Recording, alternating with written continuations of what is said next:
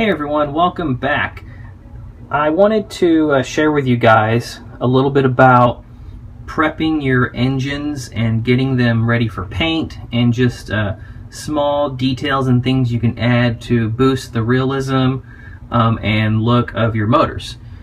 So this motor here that you guys see is the engine that's going to be in the Revell London bus that I'm building. And this is the Leyland motor, which the kit came with 2 motors, and this is the motor that would have been in the early builds or the early use of these buses. And so I am to the point here where I've kind of finished up the detailing and I'm ready to start thinking about paint, and I figured I would share with you guys kind of what I've got going on here and let you see what you can do to your motors. So most of this block is actually glued together and finalized. There's a few parts of it that are not actually glued on, which would be this little like air intake tube up here, and then the fan and the pulleys and belt. Those are not glued on. The rest of this is all glued together for paint, because it's going to be pretty much all the same color. This is an aluminum block, so everything's going to pretty much be aluminum. There will be some detailing that I'll have to do afterwards in paint. Like a few of these are going to be copper lines, the fuel lines, and then there'll be a few little spots where there'll be some copper and other things like that. But for the most part, you want to try, it makes it easier if you can build into sub-assemblies and then paint, instead of having to paint each little thing individual, and then having to be, put the fiddly little parts together and all of that. It's just so much easier if you can put it all together and then spray the whole thing. It's much more, less time consuming. Most of your parts can be put on when you're dealing with your engine block and things like that. So with this particular motor though, you guys know that I can't really build a motor without adding some detail to it. I just don't like to build them just straight out of the box. I try to make them look as realistic, as I possibly can, without going extreme on the details, at least on every single build that I do. So some simple things that you can do to just add a little more detail to your motors is, first of all, before you start building your motor, find some good reference pictures, videos, whatever it is you can find online. If you know somebody that actually has the real car, go get pictures of it, something like that, because these will be, extremely valuable in helping you look and see where you can add stuff to make the motor look better.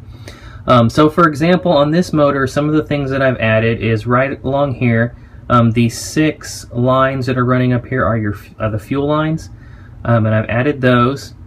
This is another line here that I have added.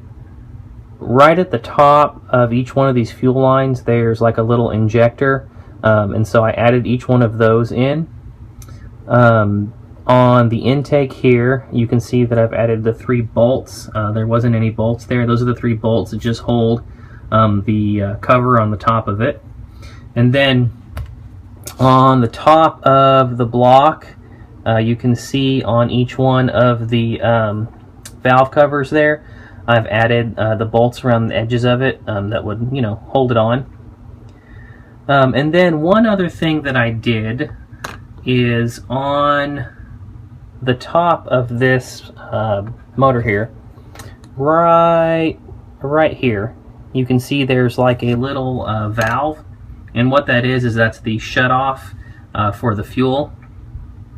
And that was just kind of like a star shape. It didn't have any detail to it, so I took my pin vise and just drilled out a few little holes around it and put like a little divot in the center of it there, just so it looks like one of those, almost like a garden hose valve where you turn it off and on. That's basically what it looks like. And so I did that so that it would look a little more realistic and not just look like, a red, you're going to paint it red, so not just look like a little red valve without any detail on it. And you know, that's just really simple stuff that you can do to your motor to just dress it up a little bit. Now most of this stuff, like I said, is just going to be painted over, so that's why I went ahead and added all of this detail before the paint. The fuel lines, I'll have to come in and paint those copper to look like copper lines, but the rest of that's just going to get all painted over. And what I used here for the fuel lines, this is just the K and S. This is just, you know, the stuff you can, I got this at Hobby Lobby. It's the .02 music wire. And then for the little line right here, same thing, just the K and S, but this is your brass rod, the 3/64 brass rod. For the nuts and bolts, I used some of these ProTech. These are your nuts and bolt heads, and you can see there that that's just what they are. And then on the tops of, let me bring this in a little closer and you can see, on the tops and bottoms of these fuel lines there is some fittings, and these are also ProTech fittings. I've used a various couple of sizes, so this is just an example, but these are your hex fittings, and there they are. You guys have seen me use these things before. But really simple stuff you can do that, in my opinion, will dress your motor up and just give it that little extra edge over what it would look like if you just built it straight out of the box. So anyway, I'm going to be painting this thing up, and I'll let you guys see what that looks like after I get the paint on it in my next update video.